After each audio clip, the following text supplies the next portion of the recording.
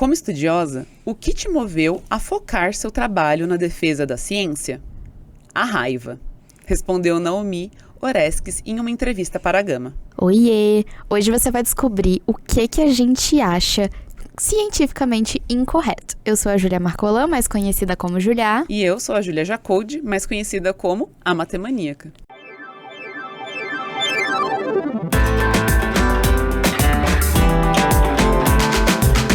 Meu nome é Júlia.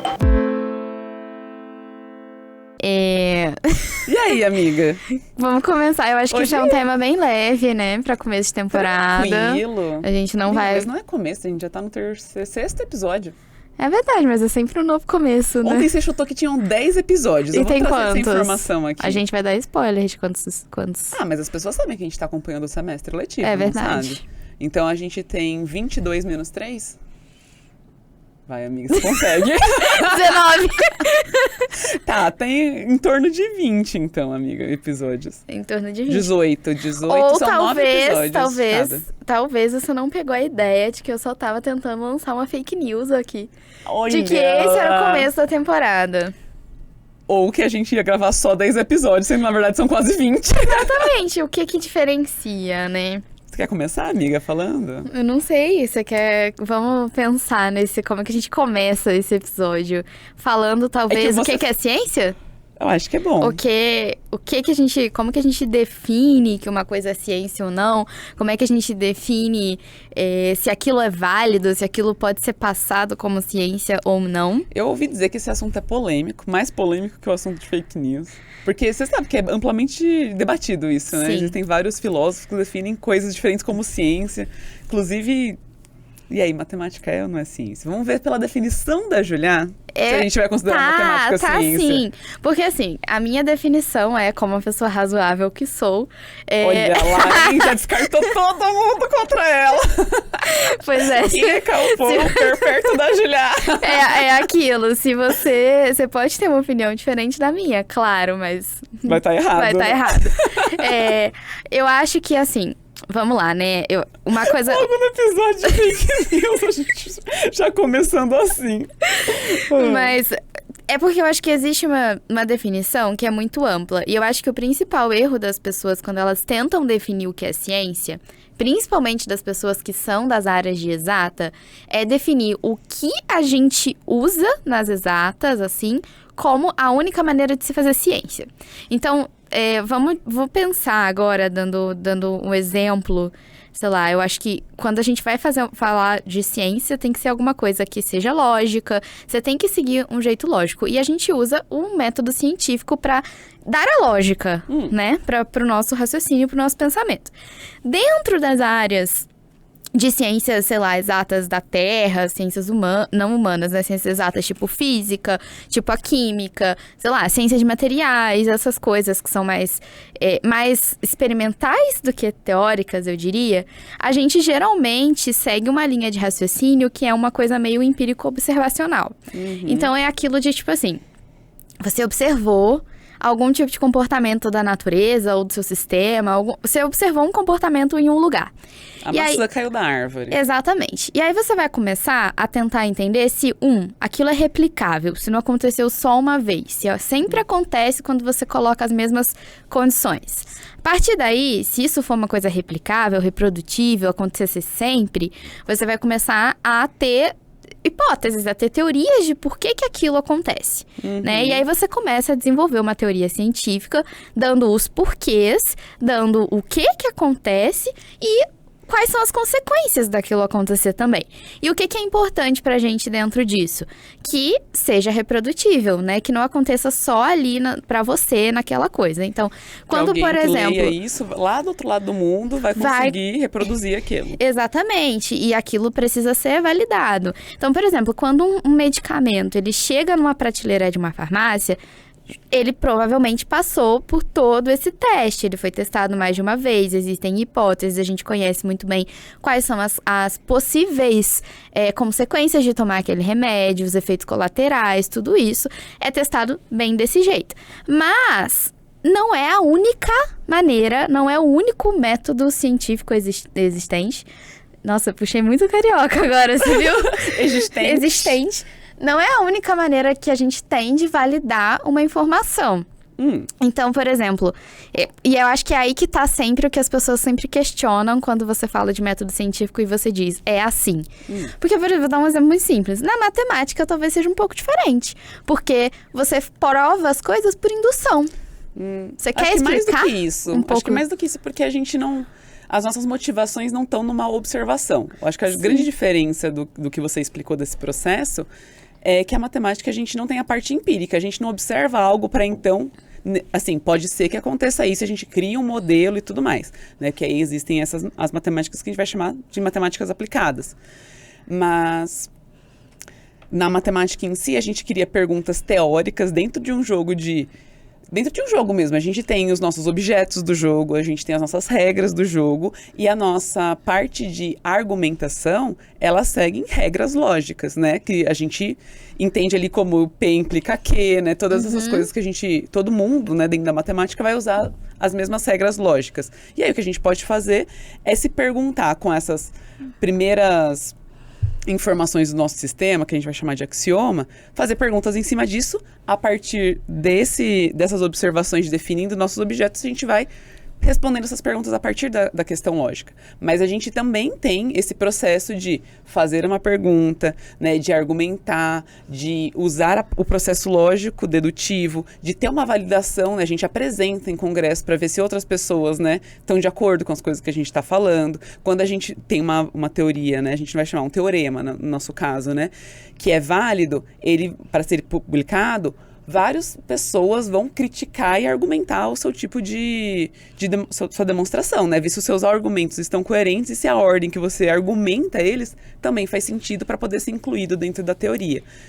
Sim. Então, e aí eu acho que é um pouco diferente também que tem dentro da matemática, é que uma vez que o resultado está demonstrado, ele não vai ser desmentido. Porque no final das contas ele está sendo aceito porque ele faz parte dentro daquele sistema. Então ele não é falseável, né? A ciência também tem essa característica. A matemática não tem. Então são duas características que eu acho que ficam diferentes da definição do processo científico que você mostrou. Que a gente não é empírico e a gente não é falseável. E eu acho também assim, vamos lá, né? Eu dei um exemplo aqui muito específico de quando você está fazendo ciência experimental, mas esse tipo também se aplica na física, isso que você está falando. Quando você vai pesquisar coisas mais teóricas, vem daí também, dessas perguntas. E não necessariamente a gente ficou realmente observando, sabe? A gente não... Um físico experimental não necessariamente vai passar o dia inteiro na frente de uma árvore para ver se a maçã cai ou não. Então, o empírico observacional, ele tá numa linha tênue ali do que você observa e de, às vezes, resultados de outras pessoas que você se pergunta, mas e se eu mudar isso aqui? O que vai acontecer? Então, tá bem ali também. E aí, por exemplo, a gente tem essa maneira que eu falei, tem a parte da matemática que você explicou um pouco, mas também tem o que fazem as pessoas de humanas, além de miçanga, né? Então, eles também têm um tipo de maneira de validar método, o conhecimento, né, deles, o método de fazer, né, essa validação, que também é válido, né? Então... não existe só um único método científico, mas o importante é que aquilo passe por uma série de proposições lógicas, né, que no final... Eu acho que tem uma importância muito grande também desse método que é usado ser validado por muitas pessoas, né? Porque eu acho que entra um pouco nesse quesito do... Essa pessoa está falando isso, que é um cientista, um estudioso, né, um pesquisador nessa área. Mas posso confiar nele? Bom, eu acho que todo mundo é humano. No final das contas, né, a gente tem que colocar essa variável na nossa equação. Mas no final das contas, a gente tem que entender se o que ele está falando é algo que foi validado por uma comunidade. Porque uma pessoa só, ela pode cometer um erro, ela está passível disso, humanos. Mas o mais importante de tudo que essa pessoa está falando é se o que ela está falando tem uma gama de pessoas, né, que são diferentes, que são plurais, né, que veem as coisas de uma forma diferente e estão validando aquele conceito dentro da comunidade. E aí, se tem uma comunidade que é estudiosa também nessa área e valida aquilo, é completamente diferente de só uma pessoa estar validando aquele conhecimento, né? Sim, porque aí eu acho que acaba muito, assim, de... eu acho que tem uma coisa que é... A gente confia na ciência e o cientista, ele é o porta-voz da ciência. Então, a gente confia naquilo que ele tá falando porque ele é o porta-voz ali da ciência. Mas isso não quer dizer que o cientista vai estar sempre extremamente certo. Ele precisa abrir espaço para ser questionado. E é a partir daí que a gente faz ciência. Posso dizer até diferente? Eu acho que a gente... Só acrescentar uma palavra. Eu acho que a gente confia no método científico, né? Porque a ciência em si, o mais importante não é que ela esteja sempre corretamente, perfeitamente colocada. No caso da matemática isso acontece, mas é um caso um recorte muito específico, né? Mas quando a gente está falando, por exemplo, de teorias que acabam caindo, não é porque a ciência não funciona. Ela cai porque a ciência funciona. E porque a ciência evoluiu. Evoluiu. Então, eu acho que quando a gente... Eu vi uma frase muito boa pensando sobre esse assunto, né? Sobre o maior mérito da ciência não é estar sempre certa. É estar passível de ser sempre confrontada, né? Então, eu acho que o mais importante, a melhor característica de um cientista é ser uma pessoa crítica. Ser uma pessoa que vai olhar aquilo ali de uma maneira consciente, né? Tipo, tentando, lógico, de novo, né? Uma pessoa só não vai conseguir isolar todas as suas crenças e tudo que vem dentro desse ser humano que a gente é complexo, né? Mas uma comunidade diversa vai fazer com que esse conhecimento seja validado de uma forma mais saudável também socialmente, né? Sim, sim, eu acho que isso é muito importante. Ai, pesado! Nossa, a gente falou muita coisa séria. Mas não, esse negócio aí, eu vou contar uma fofoca. Tá. E eu sabe que é bom que o Cipaí tá aqui pra... Ele já falou que ele gosta dessa fofoca, momento fofoca. Quer dizer, será que o Cipaí tá aqui? Não sabemos, né? É isso. É isso, será que ele tá? Mas eu vou começar essa fofoca que é assim. Tem uma pessoa que é o Pauling. Você já ouviu falar dele? O Linus Pauling? Linus O Pauling. que você conhece do Linus Pauling, amiga? Ah, não me faz pergunta difícil assim, não. Que eu não vou Conhece saber. alguma coisa dele? Porque eu também não sabia muita coisa. Conheço o nome. Já ouvi dizer. Existiu. Ele toma café sempre ali na física, na cantina da física. Mentira. Amiga. Ele costumava ficar sentado ali na Praça da Galerinha, tá ligado? Tinha ele ali. Gente, a Praça do Nada somos uma Praça da Galerinha que nem existe. Essa é a minha maior tristeza. Eu vou abrir um parênteses pra contar da Praça que da Galerinha. tem uma praça na frente da física que tinha uma galerinha. Que galerinha? Isaac Newton, Marie Curie, Linus Pauling. Eram umas estátuas, assim, sabe?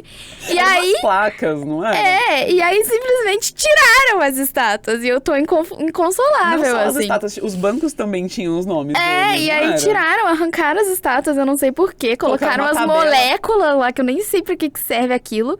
E eu tô chateadíssima, porque... Poxa, era a Praça da Galerinha, assim. Só a Julia chama a Praça da Galerinha com a Praça da Galerinha. Né? Eu gostava daquela praça, fiquei muito triste. Mas agora tem uma tabela periódica lá. Mas me conta, o que o... O Linus. Não, o Linus Pauling, ele foi uma pessoa muito importante. Eu não sabia... Eu sabia algumas coisas, porque eu acho que a gente estuda o modelo dele no ensino médio. Se você aí tá no ensino médio, conta pra gente. Você já estudou o Linus Pauling, né? Mas aqui, ó, eu vou contar algumas coisas que ele fez. Ele foi uma pessoa que também ganhou 2 Nobéis. O primeiro Nobel que ele ganhou foi em Química, a Marie Curie ganhou em Física, ela ganhou 2 em Ciências, mas o Linus ganhou outro na Paz. Por quê, né? Vamos lá. Por que na Química, primeiro? Porque ele fez trabalhos relativos à natureza das ligações químicas. Então, ele foi estudar a estrutura de proteína, de cristais, um tanto de coisa. E depois o da Paz por conta de campanha contra testes nucleares. Então, assim... pessoa super relevante, chamado pra falar em todos os lugares. Coerente, né? Até aquele momento. E parece que depois disso houve uma virada na vida do Linus Pauling. Porque ele começou a defender tomar proporções grandes, por exemplo, de vitamina C na sua dieta. E falar que isso era algo que melhoraria a sua imunidade. Você já ouviu isso? Tomar vitamina C. Já, vai ajudar na imunidade. Tomei muita vitamina C já. Então, Linus Pauling... Toma, ainda eventualmente, quando eu vou pra casa da minha mãe... Não, minha mãe também sempre adora. Tem uma vitamina C. Esse efervescente aqui, ó, de vitamina C... E não pode tomar enquanto tá efervescendo, porque senão vai fechar a sua garganta. Minha mãe fala isso. Oi, dona Aline. Mas assim... não tem nenhum embasamento. Assim, a comunidade científica em torno da medicina, até hoje, não tem evidência científica de que isso realmente vai ser benéfico para sua saúde. E é uma coisa que... amplamente divulgado, que a sua mãe e a minha mãe, que inclusive não se conhecem, falam e reproduzem isso. Aí o pessoal chamava ele para falar das coisas de química, fazer uma palestra. Vem aqui, Linus, arrasou nas coisas de química, vem aqui falar das coisas de... Aí ele começou a falar da vitamina C. E até hoje sofremos com esse impacto. Então... uma grande... E aí eu acho que é interessante a gente pensar quanto é fácil você espalhar uma coisa, né? Pois é, mas assim, só pra... antes de entrar no como espalhar uma coisa... Ele é uma pessoa que fez coisas muito importantes relevantes. e que foram validadas na comunidade que a gente usa até hoje. Show, Linus, valeuzão. Mas com esse histórico que ele ganhou, né? Tipo, essa relevância que a pessoa Linus ganhou, abriu espaço para ele simplesmente começar a falar coisas que não tinham aceitação científica. E aí eu a acho... gente entra naquele conceito, né? O cientista, é ele que faz a ciência ou é a comunidade, né? Bom... A ciência é sempre coletiva, né? Coletiva. Mas eu acho que é importante você ter falado isso, porque, tipo assim, quem é que vai desconfiar que você tomar vitamina C não tem nenhuma comprovação? É uma fake news, é uma mentira. Porque é uma coisa que parece muito óbvia, né? É uma coisa que, tipo assim, nossa, vitamina C, o meu corpo precisa dessa vitamina. Eu vou tomá-la, é óbvio que vai melhorar a minha imunidade. Parece uma coisa completamente... fácil, né? É factível. É muito diferente de alguém dizer pra você assim que comer formiga melhora a vista. Eu não melhoro, não. Não. Por isso que eu tenho 10 graus de miopia, talvez. Você comeu muita formiga ou pouca? Você é vegetariana, né? Comeu pouca formiga, olha aí, tá vendo? Mas assim... Isso lembra aqueles gráficos de... das correlações? Correlações. Qual que é o nome dele? Eu não lembro o site, a gente pode pesquisar, mas é um site que tem correlações que não implicam causa, né? Então tem, por exemplo, sei lá, número de filmes que o Nicolas Cage fez por mortes por afogamento. É o Nicolas Cage. E é muito engraçado como essas coisas, elas aparentam ter uma relação, né? E aí é aquilo que a gente tem que lembrar que causa e correlação, né, são coisas diferentes. Por exemplo, teve uma grande fake news há uns tempos atrás que toda vez que a Taylor Swift lançava um álbum, o Corinthians ganhava alguma competição. Isso, inclusive, acho que foi desmentido nos últimos tempos. Acho que ela lançou um álbum e o Corinthians, coitado, eu não vou falar aqui pra não humilhar ninguém, mas... entendeu? Então, assim... Tem coisas que vão se propagando porque, primeiro, elas parecem que são correlatas, né? Elas são correlatas. Elas são correlatas. Elas têm... Se você colocar num gráfico o tempo que elas aconteceram e tudo mais, parece que essas curvas parecem. Mas isso é o suficiente? Não é o suficiente, né? Então, é justamente aí. Correlação não implica em causa, né? Mas repara que como é muito, muito mais factível a gente acreditar em coisas quando elas vêm de pessoas que, digamos assim... tem um nome, já fizeram coisas muito boas. Quando elas se dizem, né? Às vezes isso tem acontecido muito.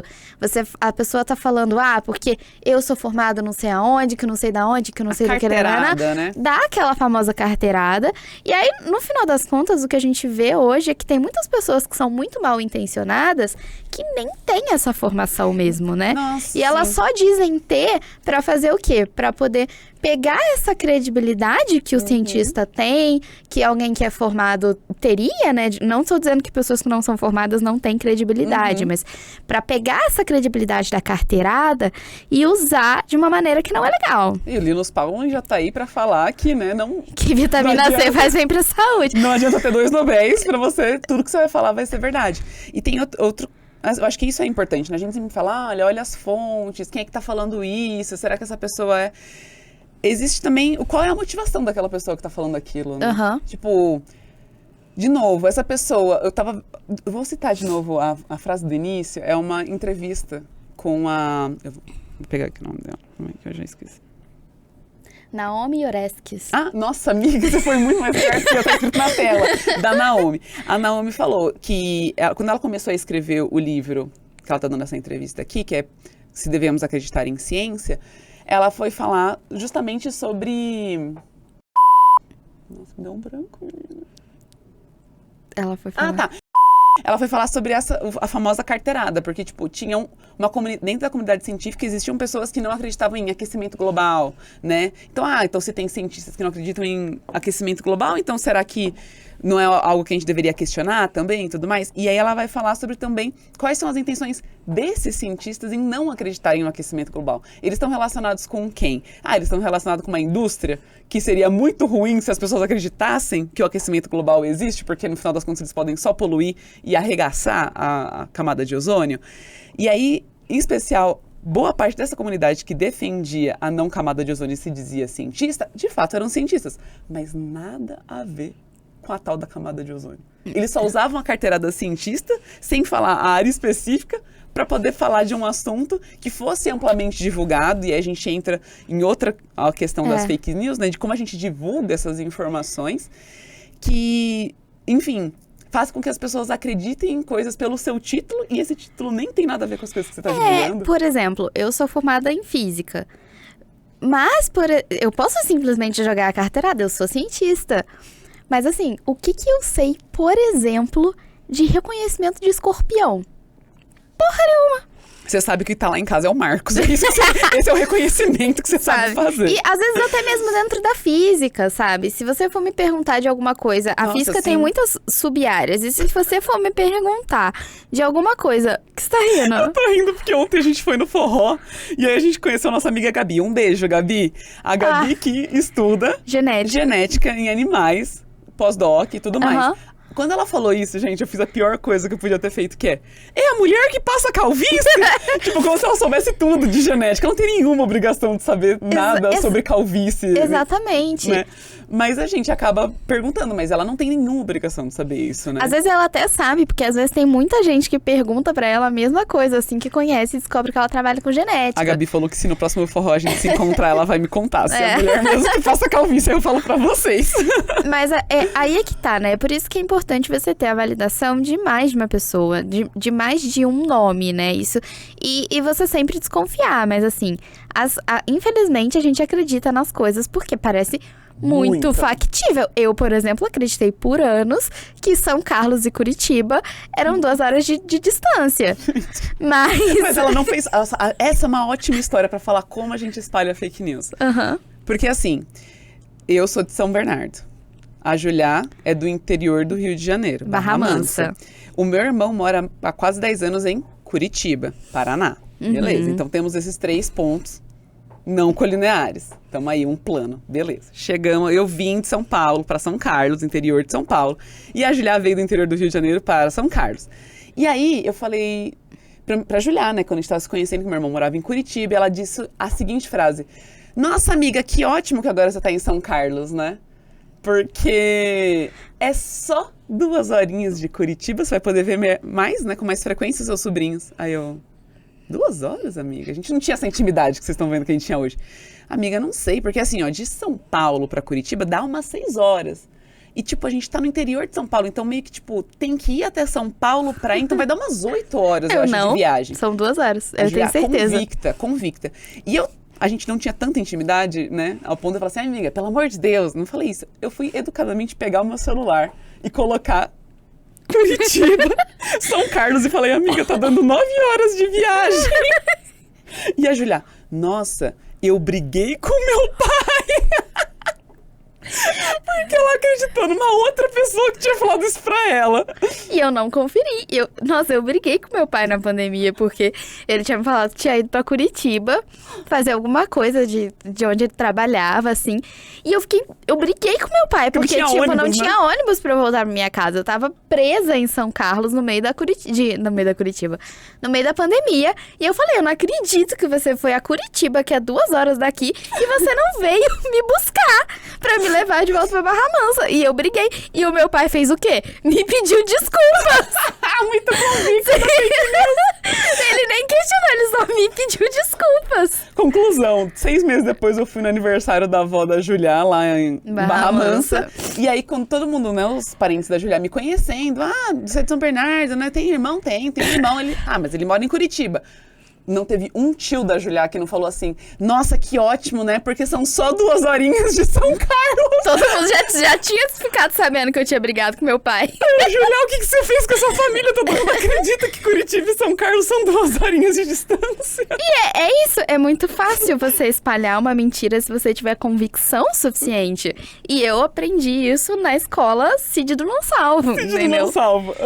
Vocês conhecem o Cid, gente? Eu não sei se isso é pra quem tem... A nossa idade, né? O Cid, Vai, amiga, apresente o Cid. Eu sou a maior especialista em Cid do Não Salvo do Brasil. Mais especialista que o Cid e que os sósias do Cid do Não Salvo. Então, o Cid, ele é uma pessoa que existe na internet desde que eu me entendo por gente. Então, até porque eu acho que a gente tem meio que a mesma idade do Cid, assim.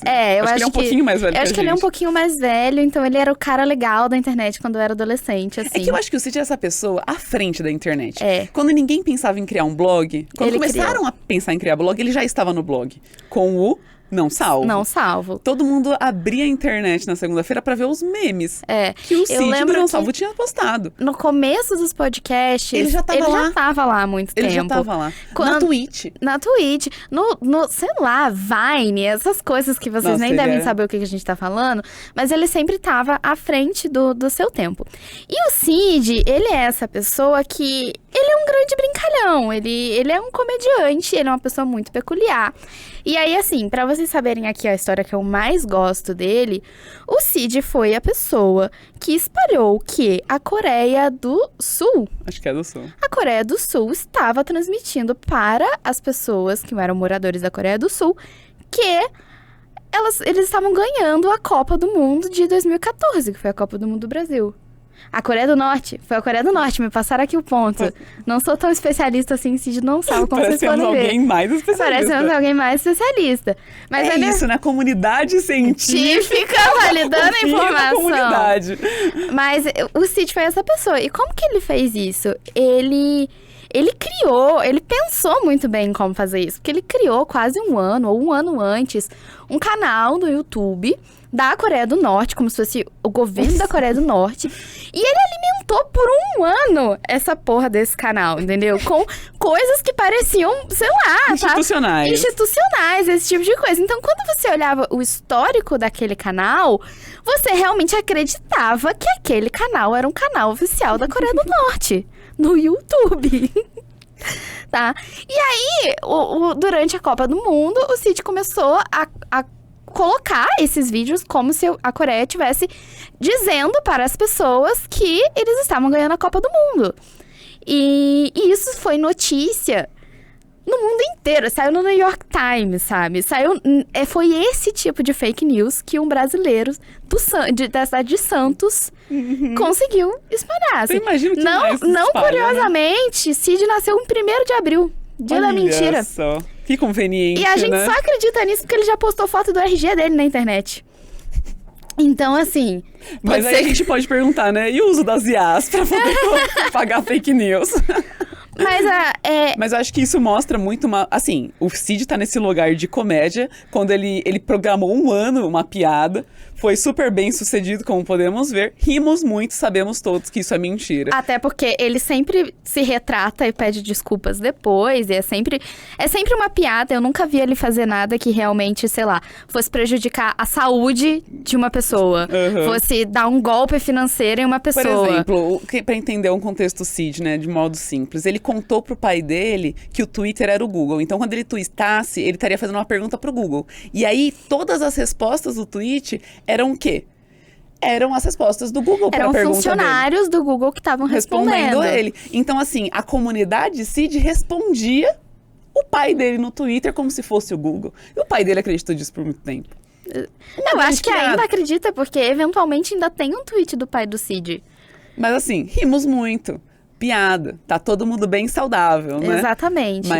Mas eu acho que é importante a gente ter esses exemplos do Cid pra gente ver o quanto é fácil fazer todo mundo acreditar em uma coisa. O quanto é fácil você manipular a internet, os veículos de comunicação, pra dizer que você não precisa ser uma pessoa, sei lá, você não precisa ser o Linus Pauling. Se você é mal intencionado o suficiente, desculpa, Cid, mas se você é mal intencionado o suficiente, você consegue sim criar meios de validação para a história que você está contando. E aí, isso é muito problemático, porque a gente sabe que existem muitas pessoas mal influenciadas no mundo, sabe? Que fazem isso por formas, né, não... Como que eu posso dizer isso? Não é por mau caratismo mesmo, né? Acho que não vou passar um pano, não. Sim. Assim. E aí eu acho que pra gente dar um disclaimer dessa coisa, assim, vamos continuar falando, assim. Eu tenho uma pergunta pra você, mas... Pode fazer. Eu ia perguntar qual que é a maior fake news da sua área. A maior fake news da minha área... Cara, então, eu trabalho com ressonância magnética e, eventualmente, existe o coach magnético. Você já viu o coach magnético? Eu já ouvi. É o lance da água? Não, ele é um coach magnético mesmo. Ele bota a mão assim na sua cabeça e você começa a tremer, assim. E você se sente completamente renovado, assim. Mas ele é um imã? Não, ele é uma pessoa que se diz ter poderes magnéticos. Entendi. Mas, é um super-herói que não usa capas. Tem outras fake news também. Uma que foi muito famosa agora há um tempo atrás, que era a biorressonância quântica. E que pra mim, assim, é coisa de maluco. Porque o que assim, vamos lá. Se a gente fosse pensar só nesse nome, biorressonância quântica. Toda vez que você faz uma ressonância magnética de alguma coisa biológica, a gente já pode dizer que é uma biorressonância, né? Ok. Quântica. A ressonância magnética é a maior experiência quântica que você pode ter na sua vida. Porque literalmente tudo que você faz ali até obter a sua imagem, né? Ela advém de processos que são quânticos. A gente só consegue ver aquilo por conta de propriedades quânticas. Mas o que é um processo quântico, amiga? Vamos desmistificar isso para as pessoas. Vamos lá, né? Mecânica quântica aqui. Sempre que eu falo de mecânica quântica, eu fico muito pensando nas palavras para não falar também uma coisa muito... que não seja muito abstrata. Porque isso é uma outra forma, né, de você... convencer as pessoas. Você joga uns termos muito técnicos e parece que o seu discurso é válido, né? Então, assim, vamos tentar simplificar essa ideia. Vamos pensar numa coisa assim. Por que é tão difícil a gente pensar na ressonância magnética, na física quântica e entender ela? Porque a maioria da física que a gente conhece, a física clássica, são coisas que a gente pode ver, que a gente vê acontecendo o tempo inteiro na nossa vida. A maçã caindo da árvore. A maçã caindo da árvore e tudo mais. Os porquês, às vezes a gente até vê coisas de aplicações da física quântica no nosso dia a dia. Como eu disse, a ressonância magnética, mas também tem, sei lá, transistores, tem uma série de coisas que advêm da física quântica. Só que entender esses processos são um pouco diferentes porque a gente não vê esses processos acontecendo no nosso dia a dia. Tipo assim, a gente não vê um carro andando e aumentando a velocidade. Isso a gente vê, quer dizer, a gente vê um carro andando e aumentando a velocidade e tudo mais. Isso é fácil da gente entender porque a gente observa. Eu vou até tirar meu casaco aqui pra fazer um negócio que é a ressonância magnética não. A física quântica, ela não vem com as... você sabe o que eu vou fazer, não sabe? Acho que eu sei o que eu vou fazer. Ela não vem com a programação normal do ser humano. A gente tem que aprender, ó, no braço. A gente precisa de ter um esforço pra pensar. Porque são coisas que acontecem numa maneira lógica um pouco diferente do que essa que a gente consegue observar. Então, assim... Quando que a gente tá falando de coisas quânticas? Coisas que acontecem numa escala muito, muito, muito pequena, né? Numa escalinha lá pequenininha. Eu acho que ainda menor que celular, porque a gente tá falando de, tipo assim, partículas que compõem a matéria e, sei lá, as partículas que compõem um átomo. Então são coisas pequeno, gente. Muito pequenas. E aí essas coisas, elas seguem um padrão que é um pouco que é probabilístico, né? E vão ter ali algumas influências, algumas propriedades dessas partículas que a gente não tá tão habituado, assim. E eu não vou entrar tão em profundidades, porque senão a gente vai ficar aqui muito tempo falando sobre isso. E eu acho que a gente já tem episódios falando mais sobre mecânica quântica. Mas assim, para ressonância magnética, por exemplo, a gente usa uma propriedade, né, que o átomo tem, que é o spin. Que a gente às vezes costuma definir como um momento angular quântico, mas não é bem isso, assim. Não é uma coisa que... tem aquela história do peão, né? Que o spin é o que faz o átomo girar igual um peão, mas não é também exatamente isso. É uma coisa que é difícil até da gente arrumar analogias para dizer, porque... É muito específico, né, disso. Então, Quando que você vai falar dessas coisas? E aí, quando que as pessoas se aproveitam para falar de mecânica quântica, justamente eu acho que vem da probabilidade, eu acho. Eu vejo muita gente pensando nisso como a probabilidade de acontecer, ou como a transmissão de energia quântica, né? A energia quântica, ela é transmitida em pequenos pacotinhos de energia. Então, as pessoas falam muito sobre isso, sobre energia quântica, sobre emanar energia quântica, sobre uma outra coisa que tem também na quântica, que é, sei lá, a ação fantasmagórica, né? Entre duas partículas. Então, assim, as pessoas se baseiam em coisas que parecem reais, porque, eventualmente, se você pegar um artigo sério sobre mecânica quântica, você vai ler ação fantasmagórica à distância. E que porra é essa? Entendeu? Ai, obrigado por falar isso, porque eu tava assim, que porra é essa na minha cabeça? É a interação, né, de alguma maneira, de dois átomos que estão à distância, assim, que não estão localizados um do ladinho do outro. Então, a interação não é uma interação de contato, como na física clássica que a gente costuma ver, mas é uma interação que pode ser que aconteça de algumas maneiras muito específicas e tem uns porquês muito específicos e condições muito específicas pra acontecer. E as pessoas simplesmente dizem isso pra dizer, não, ó, eu tô aqui e eu tô emanando, tô transmitindo a minha energia quântica pra você e você vai receber porque você tá ressoando, né? Coisa que não faz sentido, sabe? Você extrapola isso pra coisas que não fazem sentido. Mas essa questão... E não tem dados a serem observados e garantias de que esses dados não tenham só uma correlação sem...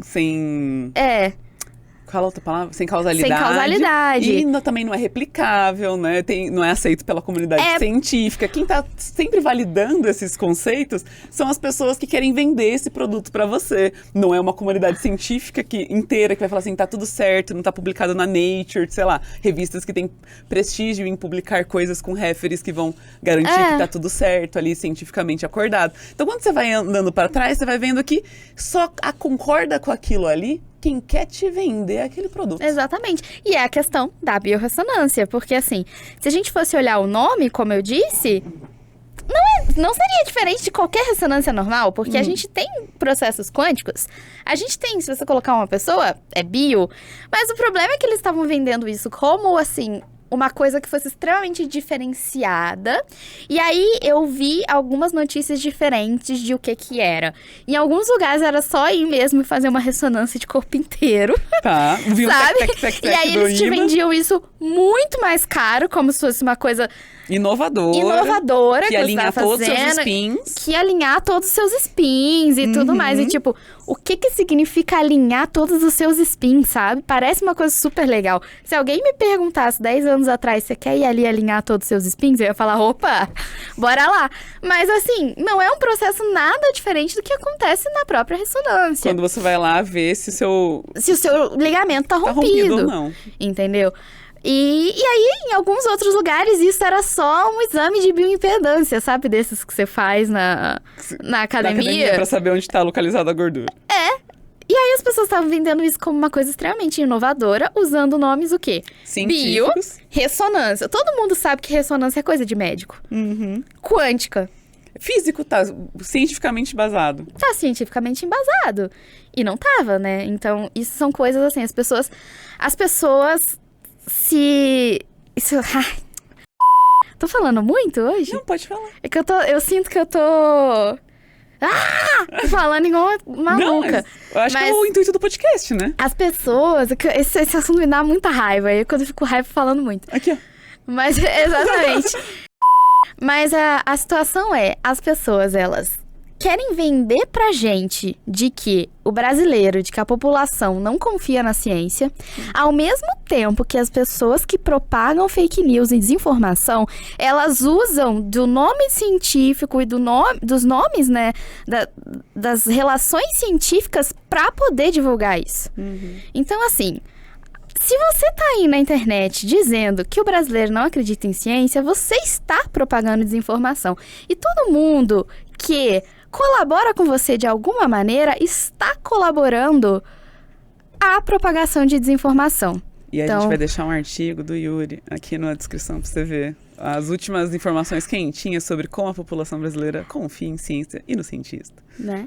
Inclusive, eu diria que vamos lá, talvez seja polêmico aqui o que eu vou falar, mas eu diria que o fato da população realmente confiar tanto assim na ciência e no cientista é o que abre espaço para essas pessoas picaretas se promoverem. Uhum, é verdade. Pode ser, né? Pode ter Você uma entendeu? correlação. Agora, se tem a causalidade, a gente vai ter que estudar um pouquinho mais. Mas aí assim... Parece uma boa hipótese. Parece uma boa hipótese. Pode ser que a gente precise testar isso aqui mais pra dizer como verdade absoluta, sim, mas eu estou no meu podcast com a Júlia, eu falo o que eu quiser aqui dentro. E você acredita se você quiser. A gente espera que você tenha o senso crítico pra colocar aqui nos comentários, né, suas contribuições, se vocês acham que essa pode ser uma variável a ser analisada dentro Exatamente. desse sistema. E aí, mas o que pesquisa é essa daí do Yuri que você tava falando? Você quer falar um pouquinho mais? Ah, não, é que... É que eu conheço, né? Mas é verdade. Os ouvintes não conhecem. Não, mas é que a gente passou por esse momento pandemia, onde todo mundo falou muito, né? Saía muito na mídia, de que sobre a confiabilidade na ciência e no cientista, né? Então a gente vinha... Isso são impactos muito diretamente relacionados à nossa saúde, nossa existência humana e tudo mais, sobre pessoas não acreditando nas eficácias da vacina, ou sobre complicações que a vacina poderia trazer e tudo mais. Então isso coloca em xeque, por exemplo, a confiabilidade, né? Será que a população acredita na ciência ou no cientista? E, bom, a pesquisa saiu recente, então já temos dados da pandemia, e o que nessa pesquisa vai sair é que, sim, a maior parte da população confia na ciência e no cientista. Tem uma parcela muito específica da população, que é menor que a maioria, que não acredita. Esses recortes são bem específicos, por exemplo, de baixa escolaridade, ligados diretamente com a religião, né? Então, esses recortes, eles estão em áreas menos urbanizadas, né?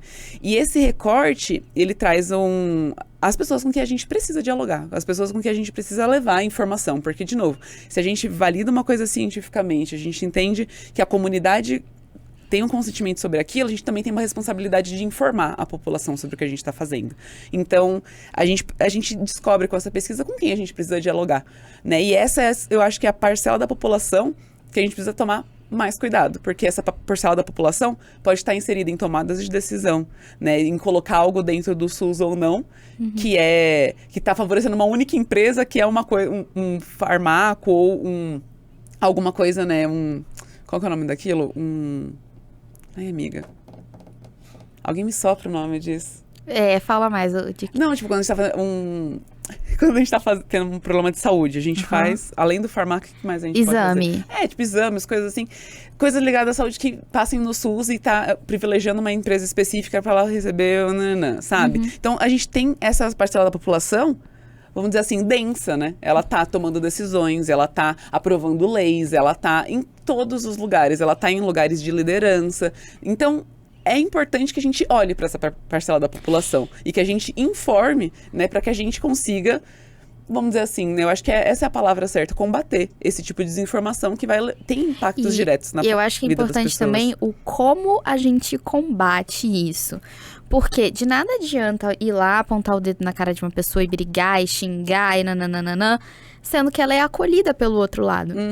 Então, assim, a postura de como o cientista divulga e como o cientista interage com a sociedade é muito importante. Sim. Muito importante. Porque você não ri da cara de uma pessoa que não sabe. Você ensina, você acolhe, você tenta entender explicar. o contexto, por que ela acredita naquilo, o que faz, né? A gente precisa entender onde ela está inserida e por que esse ambiente faz ela acreditar nesse tipo de argumento, né? Exatamente. E aí eu acho que é importante também a gente tomar aqui alguns cuidados, porque a gente tá falando de propagação de pseudociência, e a gente tá falando de propagação de fake news e de coisas que tentam se passar por ciência e na verdade não são. Então, eu acho que tem alguns cuidados que a gente tem que tomar nessas falas pra gente não ser preconceituoso e pra gente não colocar todo mundo dentro de um mesmo balaio. Então, a gente já tomou os cuidados dizendo que, bom, existem várias áreas dentro da ciência e existem vários tipos de validações científicas dentro dessas diferentes áreas. Acho que eu queria fazer eu acho que a gente começou o episódio com isso, mas eu não tive a oportunidade ainda de falar uma coisa que eu queria falar. Que assim, a partir do momento que a gente tem um método que a gente verifique que funciona, não necessariamente esse método é científico, mas isso não significa que não ser científico também não é algo que, vamos dizer assim, né? Que não tem uma validade também. É complexo dizer isso, mas eu acho que o ponto que eu quero chegar é, por exemplo, talvez existem áreas dentro da academia, dentro da pesquisa, que não sejam ciência. Mas isso não torna, o fato dela não ser ciência, não torna ela com menos credibilidade. Existe um método ali que talvez, dentro de uma definição ou outra não seja ciência, pode ser que sua definição não coloque a matemática como ciência por todas as características que eu falei sobre matemática. Mas isso não torna a matemática menos importante, menos prestigiosa ou menos o que seja. Ela só significa que ela tem um método e que dentro desse método funciona. Mas assim, eu acho que não tem nenhum problema se na sua definição alguma coisa não ser ciência. Mas o que importa é a gente entender como esse método funciona e por que ele é válido no final das contas. Então, qual é a lógica qual que é a por lógica? trás? Eu acho que a gente tem que também perder um pouco desse... Assim, não deixar uma definição também tão abrangente de ciência, querendo colocar tudo como ciência, e depois, se tudo é ciência, nada é ciência, sabe? No final das contas. E isso então, é uma outra... Quebrar esse estereótipo de só é confiável se é científico. Sim. E isso é uma outra coisa que é uma coisa que eu sempre bato muito, que é... Existem coisas que as pessoas não estão querendo te dizer que é ciência. Então, não vai nem se encaixar em ser uma pseudociência, porque ninguém tá dizendo... Isso aqui é uma ciência exata, isso aqui, se você reproduzir, sempre vai ser a mesma coisa. Então, assim... E aí, o que eu vejo é que tem muitos elementos que são culturais, religiosos, que as pessoas colocam num balaio como sendo uma propagação de pseudociência, que não necessariamente é. E o que a gente vê é que desses elementos culturais, religiosos, que são taxados como pseudociência, né, a gente vê, não estou dizendo que é só isso que a gente vê, mas a gente vê uma influência muito grande de culturas que não foram ocidentalizadas, né? E Então, entra assim, num lugar, tipo, como se você taxasse isso como pseudociência, então você tá descredibilizando aquilo. Você tá descredibilizando uma cultura. Então, eu vou dar um exemplo muito específico, que é, por exemplo, o tarô. É óbvio que existe picareta e que vai ter gente que vai te vender isso como uma cura, que vai te vender isso como uma certeza. Porque existe picareta em todo lugar do mundo. Inclusive, estamos falando dos picaretas na ciência. Exatamente. Mas a origem do tarô tá nas religiões de matriz africana. E aí o que a gente quer fazer com essa cultura? Ou se apropriar. Ou se apropriar. Ou destruir ela. Ou destruir ela. Ou dizer ela não é válida, nananana. Mas, ao mesmo tempo que você tá lá na internet dizendo tarô é balela, nananã, você tá indo tomar, sei lá, a sua hóstia. Que é uma coisa de uma religião que não tem origem africana. Então, assim, o meu ponto é... Tem coisas que não são ciência e não tentam ser ciência, então não tem por que a gente ficar batendo na cultura das pessoas porque aquilo não é ciência, porque às vezes a pessoa só não tá tentando te vender aquilo como uma cura. Se alguém dizer aqui pra você, não, eu vou abrir esse tarô aqui pra você e vai curar seu câncer, o seu problema. Aí não é uma questão do tarô, entende? É uma questão daquela pessoa. E aí, o porquê que aquela pessoa tá sendo validada pra isso, que são as questões que a gente já discutiu. Mas eu acredito que... O que a gente observa, né, bastante, não só nesse tipo de coisa, mas culturas que não foram ocidentalizadas, que são de matrizes africanas, são orientais, tudo isso é visto pra gente... Né? Até indígenas, tudo isso... Tenta se colocar num balaio de coisas ruins, de descredibilizar, sendo que é só cultura. Então, a gente tem que tomar muito cuidado em quando é que a gente está realmente batendo em pseudociência e qual é a linha em que a gente está trazendo isso para ser preconceituoso e tá batendo na cultura de uma pessoa. Né, na fé e tudo mais. E a gente tem que lembrar que a gente precisa respeitar todo mundo, né? E a gente precisa ser pessoas que, sei lá, são boas, né? Porque, por incrível que pareça, eu sou uma boa pessoa. Ela só é carioca. Mentira, sou fluminense. Mas tá próximo o suficiente. É isso. Bora então? Eu não sei quanto tempo a gente já falou, acho que eu falei muito, né? Não sei, a gente ainda tem um tempinho nesse episódio? Acho que sim, né? Lá o ponto, ó. 5 minutos, é isso? Não 50 minutos. Foram 50 minutos. Gente. É aquilo, né? O Júnior tá aqui agora, o Ciparri. Eu não sei! O Ciparri, você quer comentar alguma coisa da história do Paulinho? Não! Ele não quer se comprometer, gente. Mas... É triste, né? É triste. Aí, olha só, hoje tivemos confirmações. Eu acho que eu queria deixar aqui, na nossa pergunta desse episódio, qual que foi a primeira lembrança de uma primeira fake news que você acreditou? Eu lembro da minha primeira. Qual? E é uma fake news matemática, você acredita?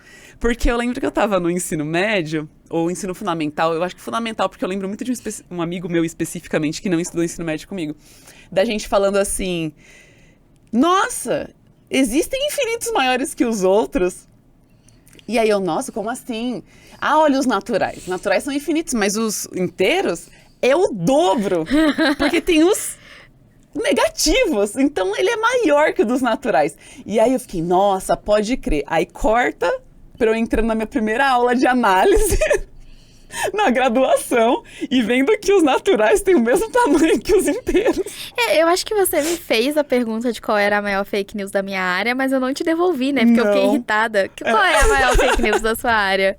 Então, eu acho que as pessoas falam isso do tipo, existem infinitos maiores que os outros, aí tem bastante gente que assim, né, eu acho que a questão do infinito, na história da humanidade, ela sempre foi muito controversa. Ela nasce de um lugar que, por exemplo, a igreja ia extremamente contra o infinito. Que falava que isso era algo que as pessoas, quem estudava isso, eram pessoas que iam para o inferno e tudo mais. Tanto é que a história do Cantor, que foi um grande responsável sobre os estudos do infinito na época, né, ele, quando terminou uma parte da teoria, ele disse a fatídica frase, eu vejo, mas eu não acredito. Porque ele estava com medo de ir pro inferno, porque ele era cristão.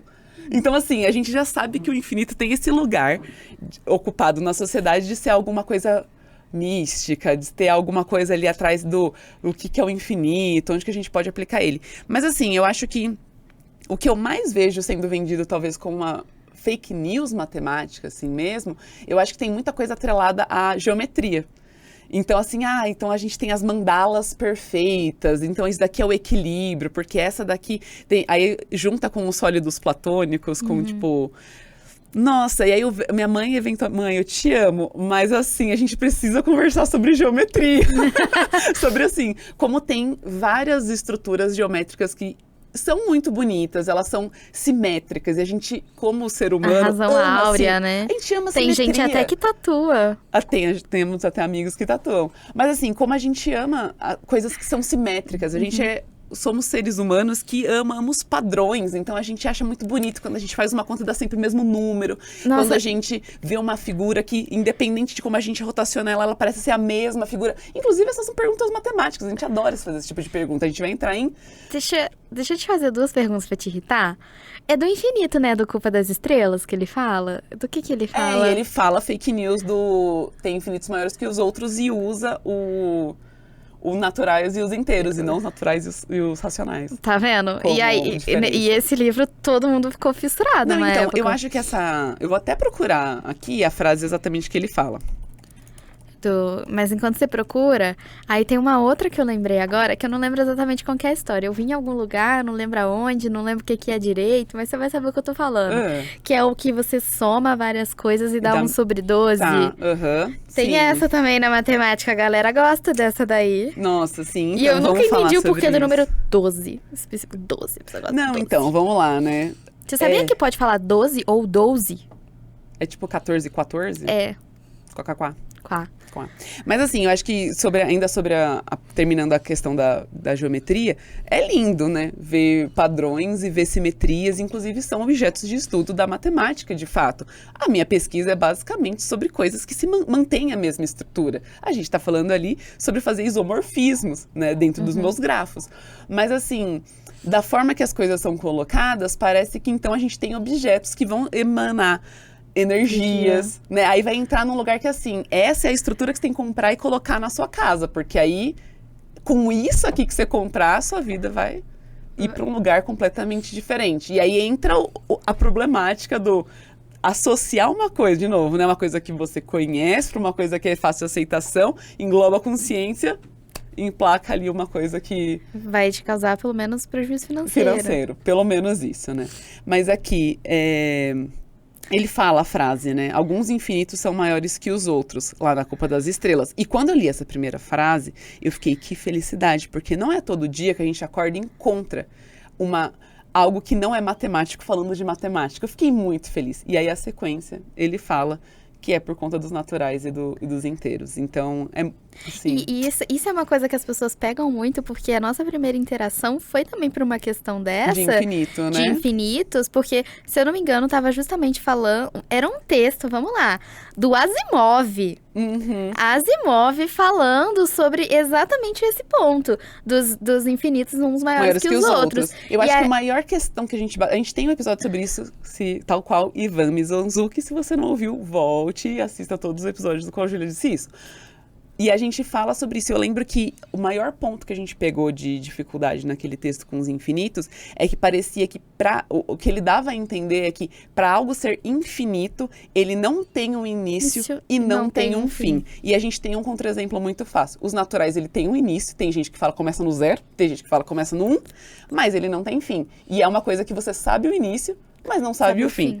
Então, assim, não necessariamente entre o 0 e 1 tem início e tem fim, e se você tiver nos racionais, tem uma quantidade infinita de números ali, até nos racionais, nos reais, tem a quantidade de números. Então, não necessariamente você precisa de algo que não saiba o início e não saiba o fim para aquilo necessariamente ser infinito. Então, acho que essa era a problemática do texto que a gente Eu acho que ali. O infinito está para a matemática, assim como a mecânica quântica está para a física, nas questões de pseudagem e pessoas usando termos. Mas a soma, né, o que você citou, é um vídeo bem famoso do Numberphile, que é um canal de divulgação matemática bem grande, bem consolidado já na internet. Eles trazem vários pesquisadores para falar das suas áreas e problemas e, né, desafios de matemática.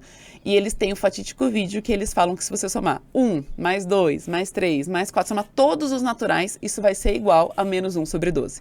Mas se você olha aquele vídeo, os argumentos que eles usam um argumento de que uma série que não é convergente é convergente. Então, para dar esse número completamente assustador, como estou somando coisas positivas, né, inteiras, e vai dar um número fracionário negativo, né? Então, ele usa ali um argumento, mas é porque... o que ele vai dizer é que isso faz sentido porque tem aplicações em teoria das cordas. Aí eu jogo pra você. Não, eu não vou me comprometer assim, não. Chegamos na hora dos beijos. Chegamos na hora dos beijos. Falar de teoria das cordas é muito até pra mim. Eu vou deixar nos comentários o vídeo pra vocês também.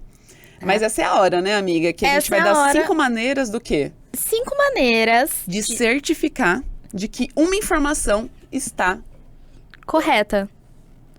Né? É isso. É isso. Então, a primeira coisa é...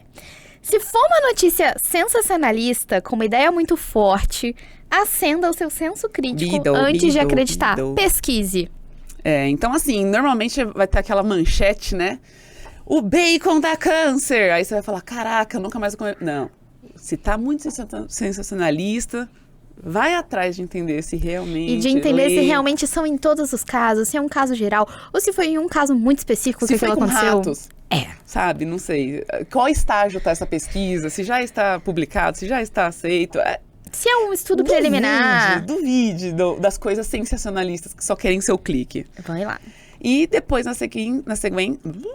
sequência, pesquise se alguém já desmentiu aquela sentença, né? Então, será que alguém já olhou isso e se questionou antes mesmo de mim e já usou argumentos, né, para verificar? Por exemplo, quem faz muito isso há muito tempo na internet é o E-Farsas, né? Ele costuma ter matérias que desmentem assuntos que são popularmente disseminados como fake news e também fake news científicas. Beleza. A nossa terceira dica, então, é uma coisa que a gente já falou, mas é importante repetir, que é: o cientista é humano e, por conta disso, ele pode errar. Então, você precisa sempre se certificar se aquela informação não está sendo validada só por uma pessoa, que às vezes também é uma pessoa mal intencionada, ou se aquela informação foi validada pela comunidade científica, através de publicações, de artigos e tudo mais. E aí, dito isso, se essa pessoa não está tendo uma validação, ou se ela tem uma validação, de quem que ela está tendo essa validação? Quais são as motivações por trás daquela pessoa? Ela está querendo te vender um produto milagroso? Ela está querendo que seja aprovado uma lei que permita a poluição? Ela está... Quais são os interesses por trás daquela pessoa? A gente está falando uma coisa que não é um consenso com todo mundo. E quem são as pessoas que estão concordando com ela? E por último, para fechar, é o não se atenha a uma única fonte. Então, não coloque todos os seus ovos numa única cesta. Sempre desconfie, pesquise de diferentes fontes e veja a quem são os interesses dessas fontes. É isso? É isso, a gente já pode mandar os beijos. Beijo. Os beijos de hoje vão para quem? Para aquelas pessoas que estão aí diariamente se expondo e fazendo um excelente trabalho de combater a informação passada de forma incorreta. Pois é, então nosso primeiro beijo hoje vai pro Cid do Não Salvo, por ele escancarar na nossa cara aí mesmo quanto que é fácil da gente disseminar fake news. E eu acho que isso abre, né, um leque pra gente analisar essa coisa. Então, obrigada, Cid, pelo trabalho prestado pra sociedade brasileira. E pelas boas risadas também, Cid, um beijo. Exatamente. A gente falou de farsas, então a gente não pode deixar de mandar um beijo pro Gilmar Lopes. É ele que tá ali, a cabeça por trás do farsas. Gilmar, muito obrigada, né, por continuar dizendo que carros movidos a água não funcionam e não ganhar nada por isso, afinal, os carros movidos a água não funcionam. Tá. O terceiro beijo vai para a Mari Krieger. Ela é bióloga e ela produz conteúdo humorístico, né? Conteúdo para internet, para desmentir. Eu acho que o que eu mais gosto da Mari é que ela sempre traz informação, além de desmentir. Ela faz isso de uma maneira muito bem humorada e, acima de tudo, respeitosa com as pessoas. Então, um beijo para Mari. Um beijo, Mari. Muito obrigada por falar, né, que o nosso xixi pode ser tão caro quanto se queira. É isso. E a gente também queria aproveitar e dar um beijo, Bibi Bailas. Ela também, que foi uma das primeiras pessoas aí na internet a ganhar muito destaque por combater também informações falsas, principalmente vindas da ciência. E eu acho que é sempre muito honroso quando alguém faz isso, porque você acaba atraindo um público muito chorumento da internet, né? Pessoas que estão ali só simplesmente para te agredir verbalmente. Então, que psicológico, Bibi. Muito obrigada por fazer isso pela gente. É isso. O quinto beijo, na verdade, ele é um beijo coletivo para todas as pessoas que organizaram a rede Todos pelas Vacinas, que é uma rede que ficou bastante famosa. O Richarlison entrou no campo com uma bandeira e ela é organizada por várias pessoas mesmo para combater. Eles combatem especificamente desinformação sobre as vacinas, sobre a epidemia de Covid e tudo mais. Então, acho que eles tiveram e ainda tem uma importância muito significativa na nossa sociedade recente. Então, um beijo pra todo mundo. Muito obrigada. E aí, eu acho que pra finalizar, a gente precisa mandar o nosso último beijo, que vai ser o beijo de sempre, né? Sim. É o beijo de sempre. Que é o beijo de sempre. Que você tá louca aqui. Você não pegou essa informação. Eu peguei agora. Pegou? A gente divide o mesmo neurônio e às vezes demora a sinapse, mas pegamos. Que a sinapse tem que vir daqui até lá, uma ação fantasmagórica, né? Então, tal qual na mecânica quântica. Então, a gente quer mandar um beijo pro Júnior e pra todo mundo aqui do CETISC. Da CTI. Isso, e dizer que esse podcast, ele é produzido no estúdio da CETISC, que é o Centro de Tecnologia de Informação de São Carlos, da STI, que é a Superintendência de Tecnologia e Informação da USP. E com isso, nos despedimos. Ou não, pode ser uma fake news. Beijos. Eu tô indo mesmo.